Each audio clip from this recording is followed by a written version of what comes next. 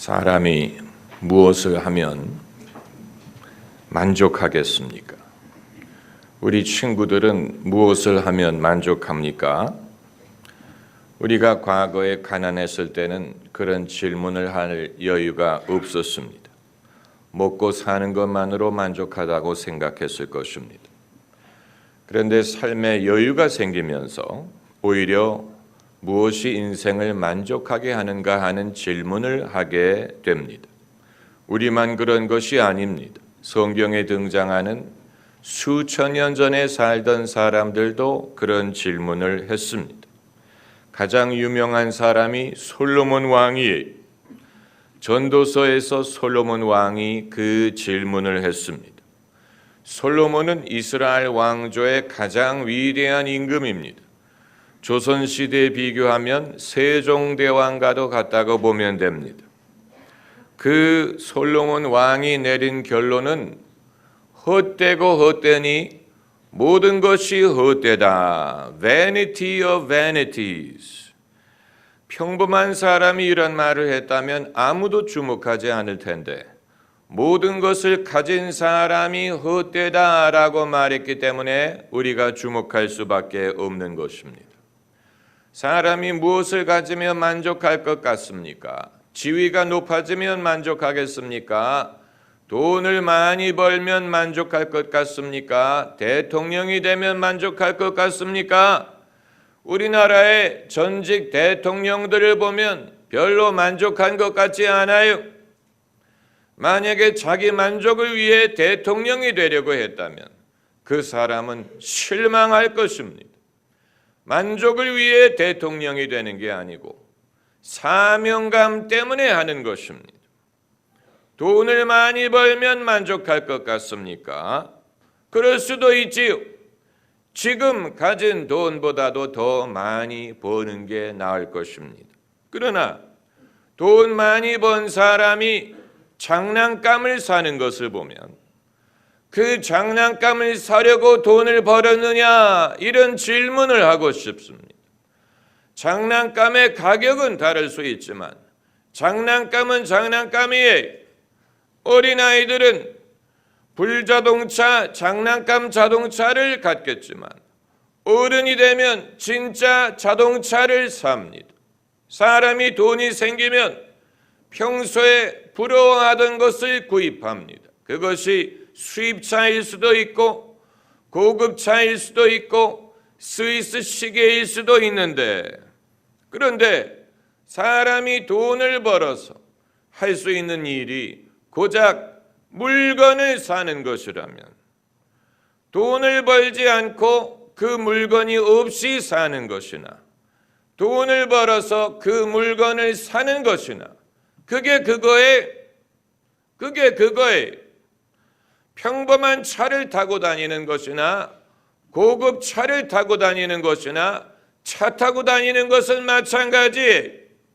그렇기 때문에 당신이 고작 그것을 사기 위해 돈을 벌려고 했느냐라는 질문을 할 수가 있는 것입니다. 영국에 있는 로스차일드 저택은 박물관과 같다고 합니다.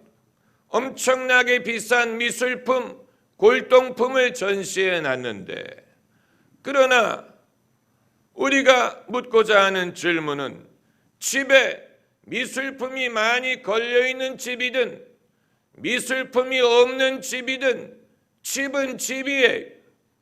미술품이 많이 걸려있다고 그 집이 더 아늑한 것은 아니에요. 사람이 돈을 벌어서 그 번 돈의 증거가 벽에 걸어놓는 미술품으로 끝나버린다면 그게 그거입니다. 그러니까 내가 돈을 벌어서 무엇을 할 것인가에 대한 분명한 철학이 없다면 그것이 그 사람을 만족시키리라고 기대할 수 없습니다. 그럼 목사님, 하나님의 일을 해라. 그러면 만족할 것이다. 이 말을 하시려는 것입니까? 그것도 아니에요.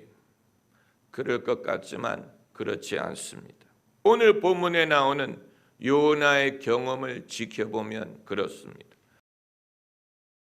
니느웨에 가서 말씀을 전하라고 명하셨는데 요나가 그것을 거부했죠. 불순종했죠. 반대쪽으로 가는 배를 타고 갔어요. 그래서 하나님이 풍랑을 일으키셔서 요나를 바다에 빠뜨리시고 큰 물고기가 요나를 삼켜서 요나가 물고기 뱃속에 3일 밤 3일 낮을 있으면서 거기에서 회개를 했어요. 내가 주님의 말씀을 순종하겠습니다. 회개를 해서 그 물고기가 요나를 땅에 뱉었어요. 이제 하나님이 다시 그에게 니느웨 성으로 가라 명하셔서 요나가 니느웨 성에 가서 하나님의 말씀을 전했어요. 사실이 믿으면 너희가 멸망하리라. 그 말을 니느웨 사람들이 듣고 회개했어요. 임금으로부터 짐승까지 금식을 하고 회개했어요. 하나님이 그것을 보시고 말씀하신 멸망을 내리지 않으셨습니다. 그것이 요나서의 얘기. 요나가 위대한 일을 한 것입니다. 하루 만에 나라가 회개한 것이니 얼마나 위대한 일을 한 것입니까? 그런데 요나는 그 일로 인해서 별로 만족하지 않고 도리어 심통을 부렸습니다.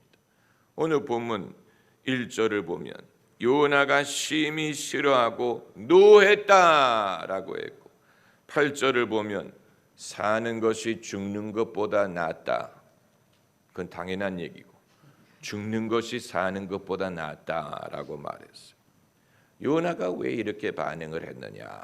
거기에는 몇 가지 이유가 있는데 첫째는 요나가 원래부터 니느웨 사람들을 싫어했어요. 애초에 하나님의 말씀을 거역했던 이유가 그것입니다. 니느웨 사람들을 좋아하지 않았어요. 그렇기 때문에 그들이 멸망하지 않고 구원을 얻는 것을 별로 마음에 들어하지 않았고 두 번째 이유는 요나가 우울증에 시달렸을 수도 있습니다. 입만 열면 죽는 게 낫다라고 말하는 것을 보면 요나가 우울해하지 않았을까 하는 짐작을 낳게 합니다. 그런데 물고기 뱃속에 들어가서는 살려달라고 말한 것을 보면 그가 죽는 게 낫다라는 것은 그냥 말로만 한 것으로 보입니다.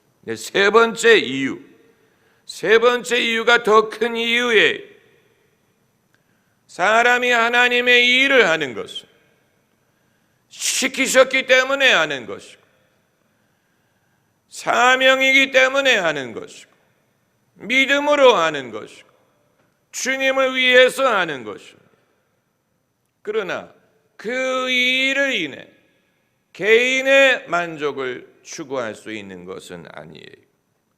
왜냐하면 하나님의 일은 결국은 하나님의 일이기 때문에 하나님의 백성이 하나님의 교회, 하나님의 복음이 하나님의 나라에 하나님의 영광을 위한 일이 결국은 하나님께서 당신의 영광을 위해 당신의 백성들을 위해 하시는 일이기 때문에 사람이 아무리 큰 일을 하더라도 결국은 하나님의 영광을 위한 것이고 하나님을 위한 것이고 사람이 거기에서 직접적인 혜택 얻을 수 있는 것은 별로 없습니다.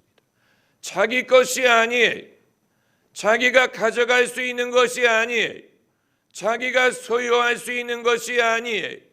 잠시 하나님에게 고용되어 그 일을 맡은 것뿐입니다. 그렇기 때문에 목회자가 큰 교회를 목회하든 작은 교회를 목회하든 간에 결국 큰 교회든 작은 교회든 그것은 주님의 교회요. 주님을 위한 것이고 주님의 영광을 위한 것이고 목회자가 큰 교회든 작은 교회든 그것을 자기가 가질 수도 없고 가져갈 수도 없고 소유할 수 없고 잠시 하나님의 그에게 맡기신 것입니다. 그리고 그것뿐만이 아니고 하나님의 일은 한 번 행함으로 끝나는 것이 아니고 지속해야 됩니다. 무엇과 같으냐면 샤워를 하는 것과 같고 사람을 먹이는 것과 같아요. 오늘 샤워를 해서 몸이 깨끗해졌지만 내일이면 다시 더러워요. 다시 씻어야 됩니다. 이것은 사는 날 동안 반복하는 것입니다. 만약에 아무리 오늘 씻어서 깨끗해졌다 하더라도 내일 모레 안 씻으면 더러워요.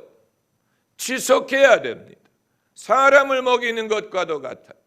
오늘 맛있는 음식을 만들어서 사람들이 맛있게 먹더라도 내일이 되면 또 배가 고파요. 내일 모레 또 먹여야 됩니다. 만일 먹이지 않으면 굶어 죽을 수도 있습니다. 하나님의 사역은 이와 같습니다. 사람이 한 번 은혜를 받을 수 있어요. 한 번 하나님의 영광을 경험할 수 있습니다. 그러나 그것은 지속돼야 되고 지속되지 않으면 사람은 얼마든지 다시 시험에 들 수도 있고 다시 죄를 지을 수도 있고 하나님으로부터 멀어질 수도 있기 때문에 사람이 은혜를 받아야 되는 것은 지속해야 되는 일이고 천국 갈 때까지 계속해야 되는 일이에요.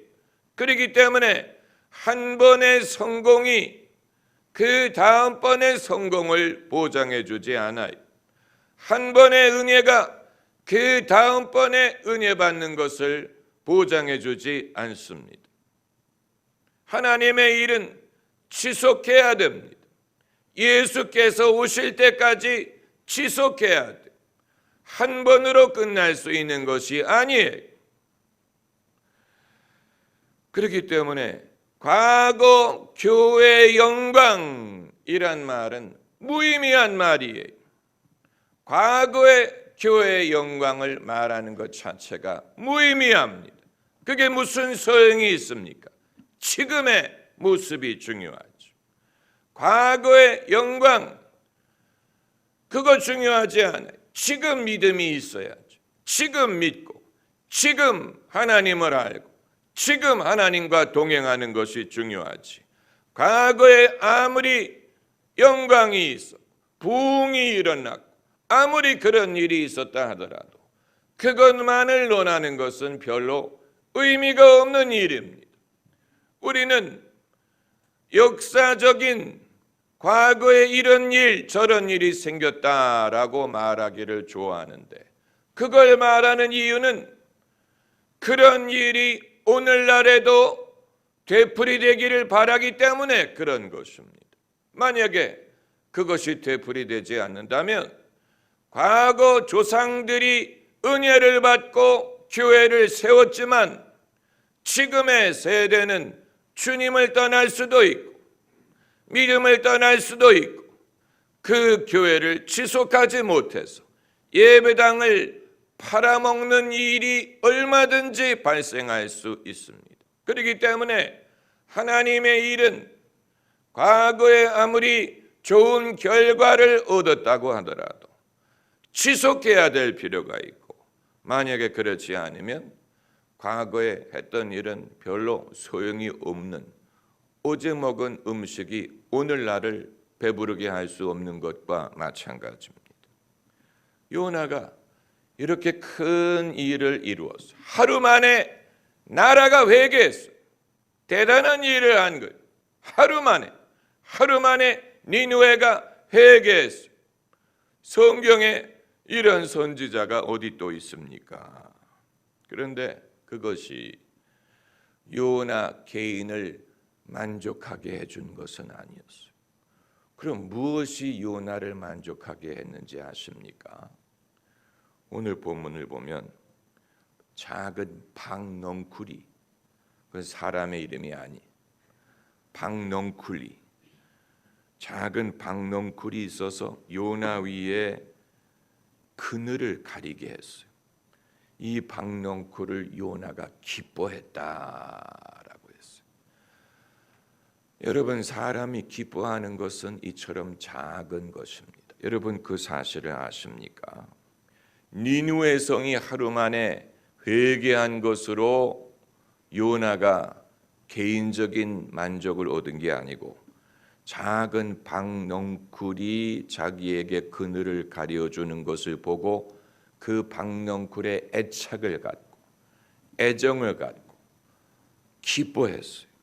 여러분, 이것이 인간, 사람을 즐겁게 하는 것은 무슨 큰 업적이라든가 무슨 세상을 정복했다든가 그런 게 아니고 작은 개인적인 일입니다. 가족, 자식, 애정, 마음을 붙일 만한 곳, 이런 것이 사람을 만족하게 합니다. 이건 부자나 가난한 자나 높은 자나 낮은 자나 믿는 사람이나 안 믿는 사람이나 동일해.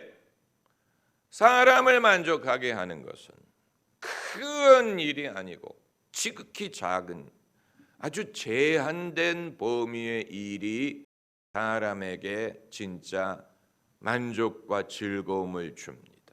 가족, 추억, 자녀, 또 반려동물. 사람들이 왜 그렇게 반려동물을 좋아하는지 우리가 이해할 수 있습니다. 요나가 박넝쿨을 좋아했어요. 이 작은 화초, 거기에 애착을 가졌어요. 어떻게 그럴 수 있느냐? 충분히 가능합니다. 여러분, 영화 레옹이라고 보셨습니까? 레옹은 잔혹한 킬러예요. 그런데 레옹이 애착을 갖는 것은 자기 방에 있는 화분, 그 화분을 날마다 닦아주고 또 햇빛을 쬐게 하고 그럽니다. 이사 갈 때 제일 먼저 화분부터 들고 갑니다. 그러니까 그게 인간의 모습이에요. 인간은 결국은 상당히 작은 데에서 자신의 마음을 두고 거기에서 기쁨을 얻고 애착을 느끼고 거기에서 만족감을 얻는 존재입니다. 그러니까 즐거움을 얻을 수 있는 그 가능성의 폭은 상당히 좁다는 얘기. 상당히 좁아요. 그렇다면 우리가 하나님의 나라와 의를 구하는 것이 무슨 소용이 있습니까? 그냥 자기 즐거운 대로 자기 마음 가는 대로 살면 되지 않습니까? 우리나라의 가족 중심주의가 그러므로 옳은 것이 아니라는 말입니까? 그런 질문을 할 수 있죠. 근데 그건 아닙니다. 본문에서 하나님이 요나를 타이르시는 것을 보면 알 수 있습니다. 하나님이 요나를 타이르셨어요. 10절에 여호와께서 가라사대 내가 수고도 아니하였고 배양도 아니하였고 하룻밤에 났다가 하룻밤에 망한 이 박넝쿨도 내가 아꼈거든 하물며 이 큰 성읍 니느웨에는 좌우를 분변치 못하는 자가 12만 명이요 육축도 많이 있나니 내가 아끼는 것이 어찌 합당치 아니하냐. 하나님이 요나를 타이르십니다. 하나님이 우리를 타이르지 않으면 우리는 인생에 무엇이 정말로 보람이 있고 의미가 있는지를 알지 못합니다. 그게 중요한 것입니다. 우리가 신앙생활을 해야 될 필요가 여기 있는 것. 성경을 배워야 될 이유가 여기 있습니다. 성경을 배운다는 말은 하나님의 말씀으로 우리를 타이른다는 말입니다. 우리 모두가 요나 같아요. 심통 부리기를 좋아해요. 퉁퉁거려. 도대체 내가 왜 공부를 해야 되느냐? 도대체 세상은 왜 이러냐? 퉁퉁거릴 만한 이유가 많아요. 요나는 나라를 구한 후에 심통을 부렸지만 우리는 나라를 구한 적도 없는데 심통을 부립니다. 우리를 즐겁게 해주는 것은 지극히 작은 일이 친구, 게임,